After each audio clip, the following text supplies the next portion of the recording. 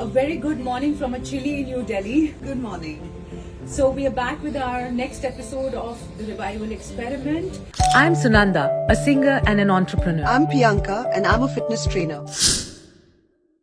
You are not just a fitness coach in terms of how you're training people in workouts and getting a better, let's say, a healthy lifestyle.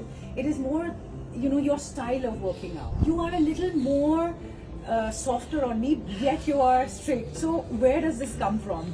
To be very honest, the first thing I would do when it comes to training a new person is understand the energy of the person, understand how the person will benefit and what I need to do to ensure that the trainee gets the maximum out of that 1 hour that I'm training the person.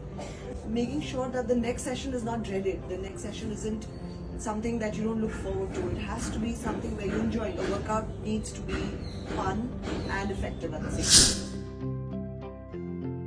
Believe me, it's way easier than you think. Really? Yeah, because it's something that I can tell from your body language where you're actually really pushing it, or you're just pretending to push it, or you're just literally lazing out on it. It's really easy for me. I actually do end up reading a person's energy, a person's vibe, and a person's intentions. Interesting. So yes, the Catholic school upbringing instilled in me a lot of discipline for sure, and which has been with me throughout my life for everything that I've done. I've always been disciplined, whether it's training, whether it's workout. The rebel in me is thanks to that too. The disciplined part of me is there, and so is the rebellion that comes across, is because what's life if you're not a little rebellious? How boring would it be, right? So you got to make it fun and interesting, and I suppose it's the point of pushing people to do more than they're required to do. Is I also know where their limits are. Yes. And I also know where I can push them and how much, depending on the personality of the person. There are a lot of clients who feel they cannot do more and they refuse to push themselves.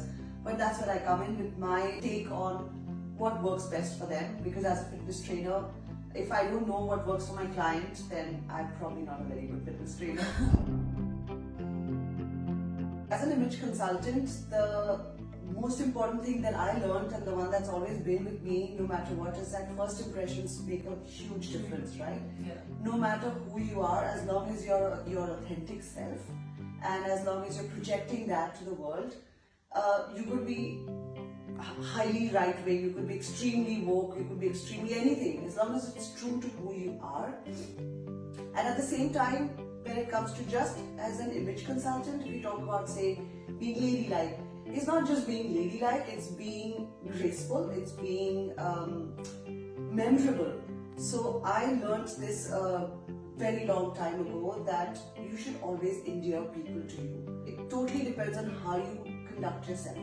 Now by that, if you mean being ladylike, sure, go ahead, be ladylike. By that, if it means being completely rebellious and doing something out of the blue, sure. As long as you endear people to yourself, as long as people remember you for a good, something that has changed their lives. For me, I always believe that I want to change a person's life for the better, be it through fitness, be it through image consulting, be it through my interaction with them, even if it's for 5 seconds. That's exactly what we are trying to actually achieve also via the Revival Experiment, is actually to get to know people around us a little more. Absolutely. By the virtue of your life or my life as well, we have come across many people who have been so interesting and so colorful, and there's so many nuances to a person. They may not be influencers, they may be influencers. In fact, they may be bigger personalities, as well as people just living around the corner who may not be interested in social media per se. It may not be their calling. So, but we still want to understand, how does a personality become so multifaceted? How does a personality become so full of color? It's been with me since school days, since boarding school days. It was unfortunate that I was never able to learn it through school because of various reasons. I don't want to get religious here. But music has played a huge role, huge part in everything that I do, from the time when I'm driving. I'm an extremely passionate driver. I used to drag race, which Wow. is a little known fact Even here. that. Yeah.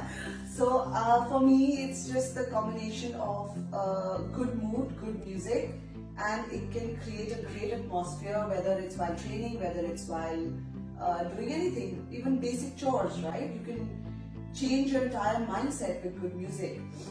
You would know that. You're a musician, you sing beautifully. I used to play the piano, I've stopped playing since a while, so that's quite unfortunate. So I have a challenge now. Let's do that. Why don't we, because this is an experiment, this is a revival experiment, how about let's just go to the keyboard and just play a couple of chords, and that could be the revival of your musical journey. How about that?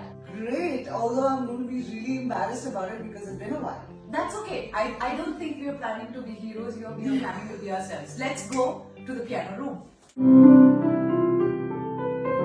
There's a hero if you look inside your